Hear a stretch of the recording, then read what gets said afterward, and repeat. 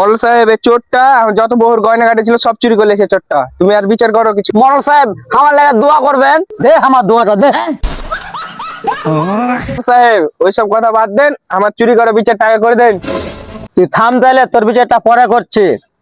এই 1 মাসের মধ্যে যত কিছু এই গ্রামে চুরি হয়েছে তাহলে তুই তাহলে চুরিটা করেছিস। গ্রামে যা যা চুরি হয়েছে একটা তোমরা লিস্ট বানাও, এই জায়গা জমি বেচে ও শোধ করে দিবে। মোড়ল সাহেব আমার পাঁঠা চুরি করলেছে একটা। এই তাড়াতাড়ি লাগ, তাড়াতাড়ি লাগ, কি বলে লাগ, মশাই আমার গরু চুরি হয়ে গেছে। কি বলে তাড়াতাড়ি লেখা লেখ। আর কার কি হয়েছে তা জলদি করে বলে দাও। সাহেব আমার মুরগির জাঙ্গে চুরি হয়ে গেছে। মোড়ল সাহেব আমার জামা চুরি করে চলে গেছে। কি বললে তাড়াতাড়ি লাগ। মোড়ল সাহেব আমার দুদিন ধরে জাঙ্গাটা খুঁজে পাওয়া যায় না।